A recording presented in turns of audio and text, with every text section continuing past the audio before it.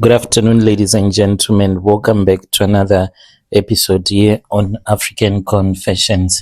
The following story that you're going to be listening to, it was sent to me by one of our listener, and the message reads like this. Hi, how are you? I joined a satanic group in Soweto, and my confession, it goes on like this. Please do not mention my name. Keep me as anonymous.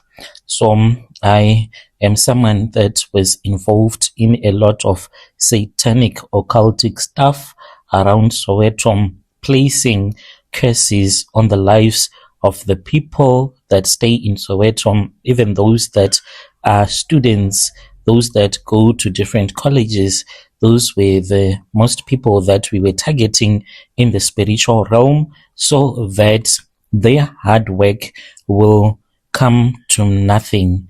But I am trying to bring myself to Jesus Christ so that I can be a child of God again. I do not want to live this life anymore.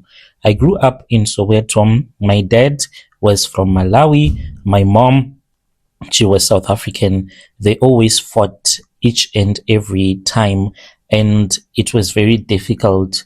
My father, he dealt in his own magic that he dealt in, and it worked because my mom, she was beautiful.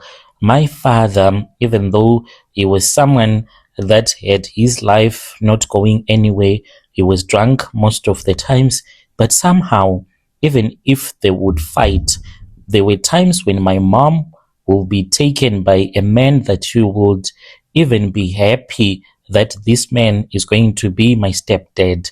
That is how poor we used to be, when you would see your mom inside a very beautiful car with a new boyfriend, and knowing that if my mom can secure that relationship, if she moves in with that man, then our lives are going to change for the better. But there is something that my dad used to do. Do you know that until my father passed away, he had the habit of washing our underwears, my mom's underwear, my underwear, my sister's underwear, and my brother's as well. He would do it even if you did not want him to do it. He would wake up in the morning and he would move around all the bedrooms, and you would collect your underwears, dirty or not dirty, because I thought that he did not want us to keep dirty underwears. But no, even if when I would wash my underwear when I was bathing, then I'll just find a place to hang it in my own spare bedroom. And at night, somehow, he would sneak into your spare bedroom without you even realizing that he has entered into your bedroom.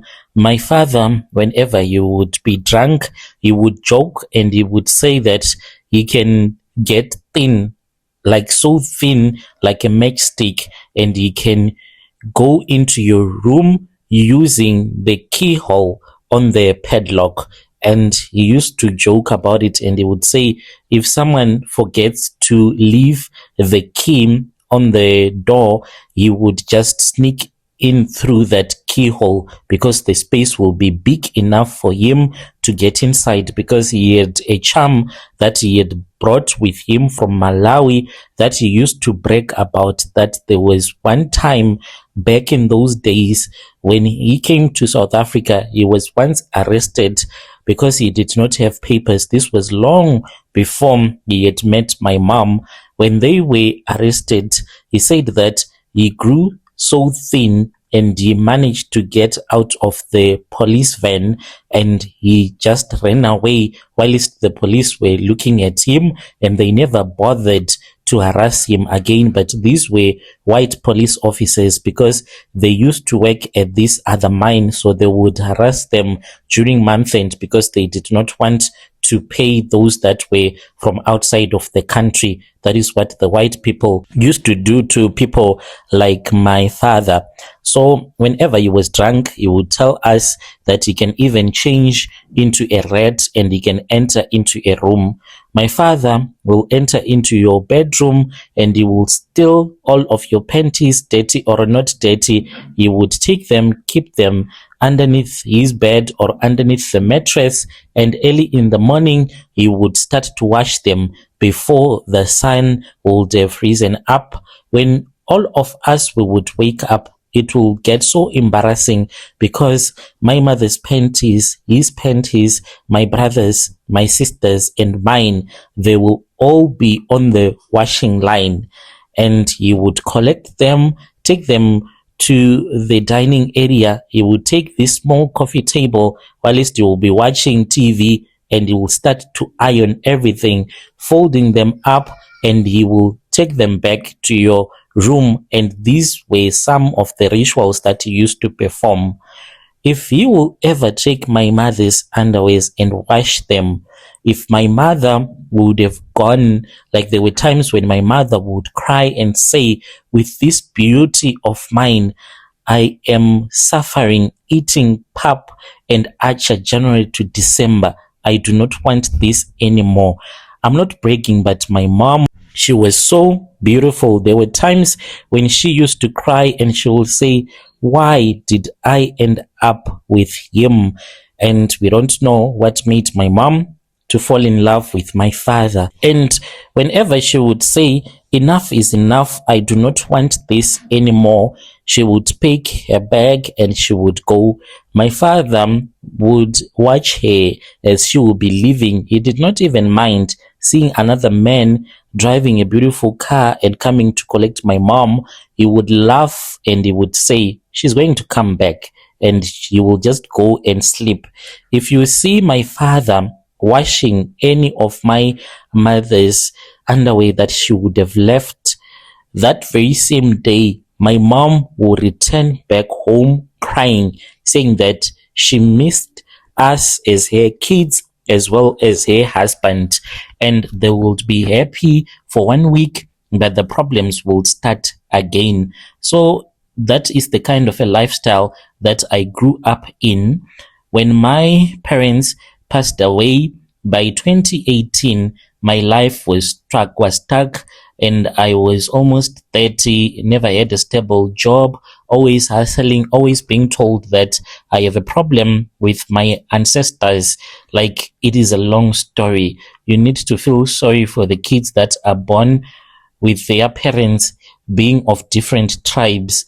The ancestors will be fighting each other, just like what you do when you are still alive, because the mother will be saying that my culture is Zulu, then the father will be saying that I am Chewa. I want my child to be born in such a way. That is exactly the same thing that your ancestors will be doing to your kids if you are not united when you are taking care of your kids. So whenever I would go to a sangoma, I'll be told that this was what was happening. My ancestors were fighting for me, and there was no one who had the time to bless me, to help me to get a job, just like what other kids were doing, being helped by their own ancestors. It was so difficult until I became friends with this other girl, and she told me that she was hustling, and she once laughed and she said that I hustle the souls of people, and I did not even understand what she meant by that. And she told me that if I wanted a job, she was going to connect me, and she had a plug that she wanted to give to me. And then she said to me, we are going for a meeting. If you want, I can go with you, but I will have to ask for permission for you to be allowed to enter. You can stay in the vehicle if they say no. So we went to this other place, which was near Baram, and we were met by a Nigerian guy who looked really dangerous. When I was looking at him, like, he screamed drug dealer here. And then my friend spoke with those people that were there. There were many of them, like there were about 20 or so, and she asked for permission in order for me to accompany them. So close to Baram, that was where they were going to meet, but then they would go to this other house, like they were doing a ritual, casting evil spirits to those that were sick in the hospital. Like, I got to know about this during the meeting, because the Nigerian man stood up and said, "Let's thank God because I see death visiting the hospital tonight." And I said, "Oh, what kind of talking is that?" Because I did not know that there are people that can even go close to a hospital and curse those that are sick in the hospital. When I was in that meeting, there was a lot of racism, tribalism that was happening. What surprised me was that even those that were South Africans that were there, they were also supporting whatever that was being said by the high priest. And what he said that really troubled me was like, most of the people in Soweto are poor and lazy. We need to harvest their souls by giving them opportunities. That was the most weird thing that I had ever heard in my entire life. And when I looked at my friend, the way that she was smiling, it was as if a demon had possessed her face, like she was grinning, and the way that she started laughing, it was an evil laughter. I became part of that organization because I wanted money. I knew that it felt satanic, everything that was happening, but it was not like your hard Satanism that most of the people hear about. They never wore red robes, no Satan, no blood. Whenever we would go for these meetings, you would think that we are going for a business meeting, usually like in our own group, like they form the small groups which they call a cell. So in our cell where I was staying here in Soweto, it was about 8 of us, different ages, different backgrounds. There was one woman who worked at a clinic, one guy who was a taxi driver. You won't even believe it, a taxi driver involved in Satanism. There was another student whom we used to give some of the prayers so that she can go and throw at the college where she was studying, so that those kids that were there, they should not focus on their education, to groove more and to lose focus. Like whenever they would talk with us, it was as if these curses that we were placing on the lives of people, it was supposed to be normal. My first task, it was not easy. This was the most difficult part for me to be accepted by the group.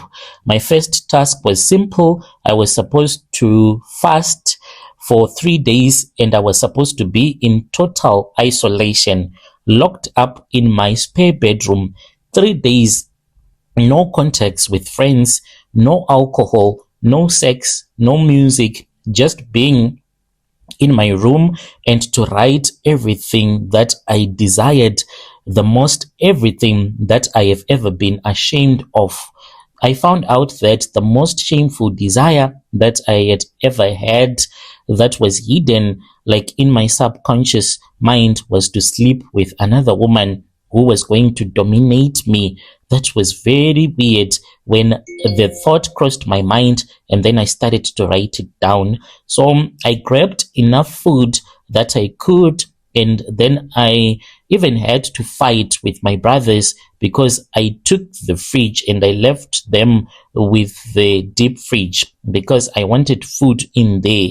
So whenever I would have finished fasting, I'll just take some food from the fridge and I'll eat. And this was not like heavy food. I was only supposed to eat your yogurt, to drink some juice, some fruits, and I would only start eating from 5. Then when it was midnight, I was not supposed to eat or to drink anything. And I started writing all the things that I wanted to happen, all the evil things that I wanted to happen to my neighbors.